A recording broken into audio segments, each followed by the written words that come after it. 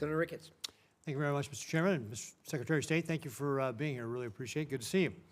Communist China is trying to win the AI race. And they will use it, for example, to dominate our military if they're able to do that, and so many other ways. A world where Communist China is dominant in AI is very bad for the United States and for the entire world. That's why it's critical that us and our allies cannot lose this race. Semiconductor supply chains, particularly semiconductor manufacturing equipment, SMEs, are critical to winning this competition. It's one area that Beijing is spending billions and billions of dollars to be able to produce chips in China, and they've failed to be able to produce those high-end chips so far. President Trump understands this better than anyone because the Trump administration was the first to utilize export controls on SMEs to slow down Communist China's advanced chip-making industry. Since that time, key allies and partners have also imposed controls on SMEs to China.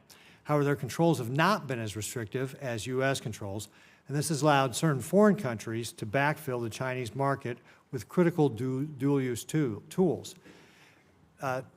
Secretary Rubio, do you agree that export controls on SMEs are critical to maintaining our technological advantage over Communist China? It is. It's actually where it's most critical is in the high end.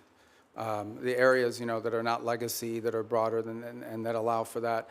I think on the broader point of AI, we share your view. One of the initiatives that I think Jacob Helberg's done a great job with at the State Department is Pax Silica, in which we've signed up all these countries around the world. I think we're up to 13 or 14, and including ourselves and others who hope to join as well, in which we can create this global consortium for all of the elements of the AI supply needs. It's not just the innovation, it's obviously access to the minerals and the critical elements necessary in order to produce these chips and all the things that it will take to lead the world in AI. I think it is safe to say the United States right now is a global leader on AI. I think it is also wise to say that that lead is not irreversible. It has to be sustained, and there will be a real challenge in sustaining it. And we're going to have to stay focused on it. The good news is I do think we have a system of global alliances that view it the way we do. And we want to lead on it because it's not just about leading the technology in AI, it's about also leading in the standards that will govern how AI is used. I don't want to monopolize this conversation on this point, but it's one that I think the Senate should think about because I know we're starting to think about it. AI will have very positive impacts on our economy and societies.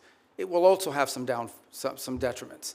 There will be white-collar jobs in this country that will be impacted. And I think we have to start thinking not simply about the impact that AI will have on those jobs, but the societal pressures that will create, not just in the United States, but in economies all over the world. Much like industrialization and automation did, it will make the worker more efficient and more valuable, but it will eliminate some jobs, and those jobs will have to be replaced with new jobs or new skills. That's not just an economic issue. That is a political issue. That, over time, could destabilize societies all over the world. So we have to start thinking about AI in those terms as well.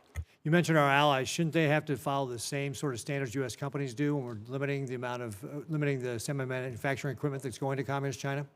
And that's our hope, is that we can create people that we can create a coalition of nations that understand the danger in this. And they're running through the same, some are better than others, but they're running through the same problems that we run into. And that is companies ultimately want to sell to the markets, and China's a large market. But I agree, and that's one of the goals behind Pax Silica, is to create unanimity or consensus behind that thinking. Well, Mr. Secretary, that's why I recently introduced the Match Act with Senators Kim, Risch, and Schumer to level the playing field. This bill would provide the State Department with the leverage in ongoing negotiations with our allies to align those controls.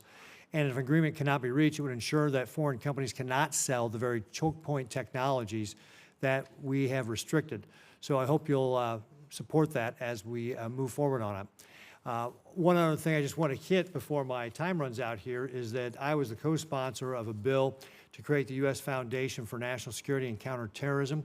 This is a foundation that would be a public-private partnership.